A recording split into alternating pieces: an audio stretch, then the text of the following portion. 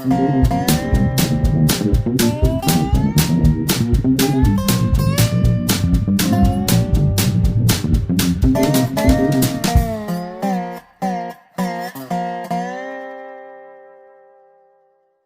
welcome to Winter. Captain Leon here, and we're going to do a video today, pretty quick, pretty simple, just on battery boat maintenance. I mean, this is something that'll benefit all boat owners, not just Yamaha boat owners, and we're going to go inside to do that.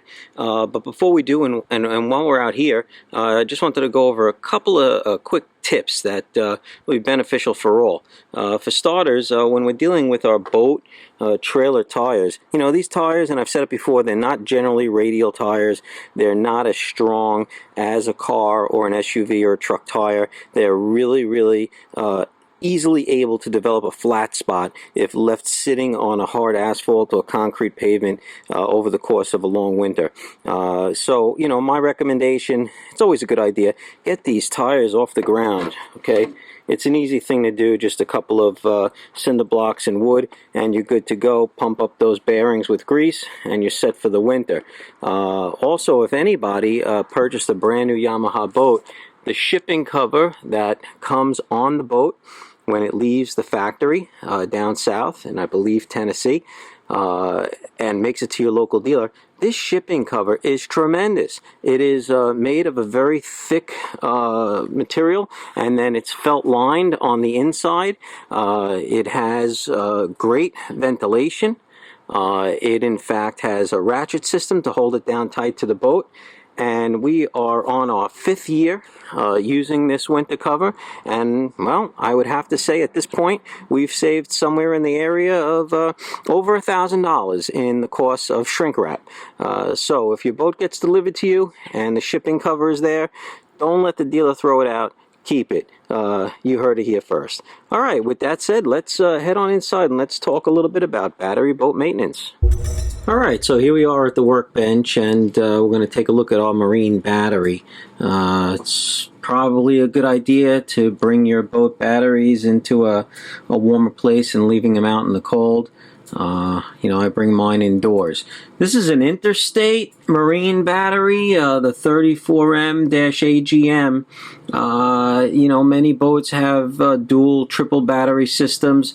I happen to only have a single battery system, so it was important to get, you know, a particular battery that's designed for 2-in-1 performance, both cranking and deep cycling, so it'll not only start the engine, but power our electronics as well. And the factory battery was a wet cell battery. I wanted to go with the Marine AGM advanced glass mat battery. Is supposed to be superior, no maintenance, and you don't have to worry about you know, keeping the fluids topped off.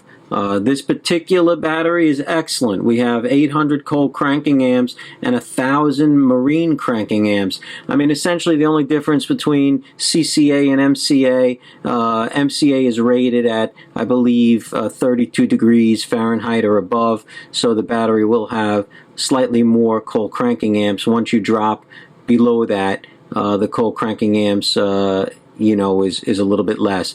But just the same, for our purposes and our boating, we'll always be above 32 degrees Fahrenheit, and we'll have at least 1,000 cranking amps. So right now, the resting state of this battery, we'll use this multifunction meter here, and we'll turn it on. The resting state of this battery right now is 12.8, 12.9, 13. We have a little fluctuation. We spared no expense. This Centec digital multimeter, I think, was a free giveaway at Harbor Freight, but it seems to work pretty well. So here we see the resting voltage is 13, and that's actually just fine. But it will, as it sits here on the workbench throughout the winter, slowly decrease. And then what we like to do is periodically just give it a charge. I happen to like to use the Battery Tender products. They're excellent. Many people refer to these as a trickle charger. It is not a trickle charger.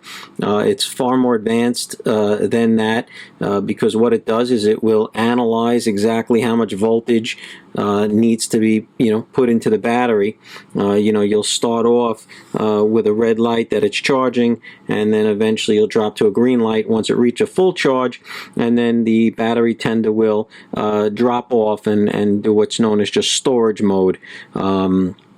I believe it's around 14.2 or 14.4 volts that the battery will hit, when it'll then change over from a charging mode to a storage mode. And according to the folks at Battery Tender, you can leave this connected to your battery indefinitely. You don't have to worry about removing it, because it is fully functional on its own and independent, without any of your intervention. So great product. This is a new one. Make sure if you do get this and you have an AGM battery, you want to make sure you get the Battery Tender Plus that's designed to work with an AGM battery. So let's turn this on and let's take a look and let's see what happens with this voltage over time. Okay, we have the Battery Tender connected and we're ready to roll. Starting off at 13 volts.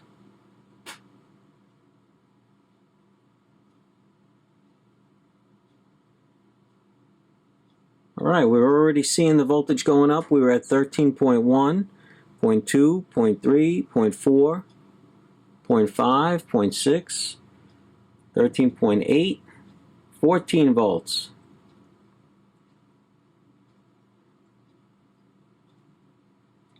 This is the output that this unit is putting out right now.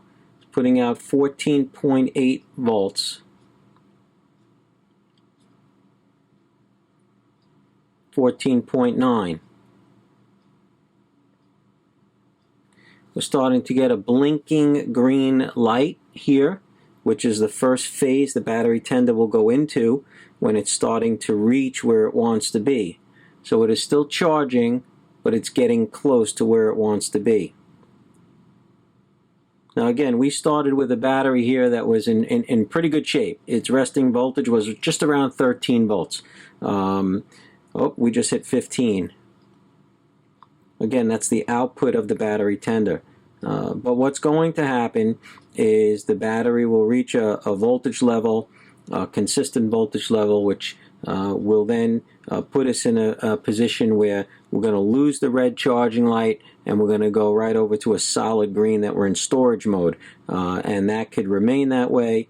You could leave this whole setup just as you see it all winter long, and it'll take care of itself.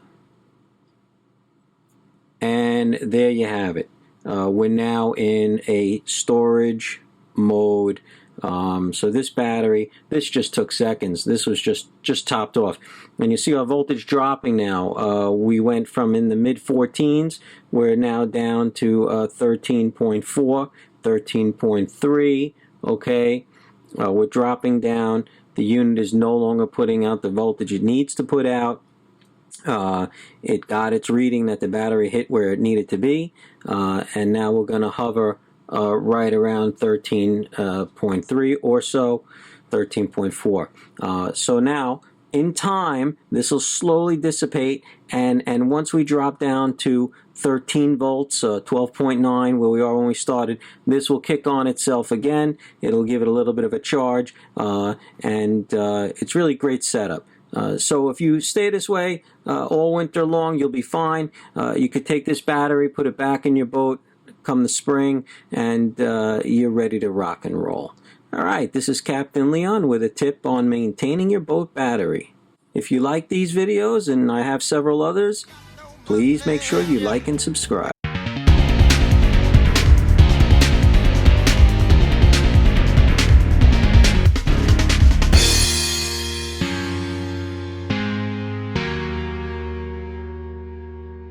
Spinning wheel turn.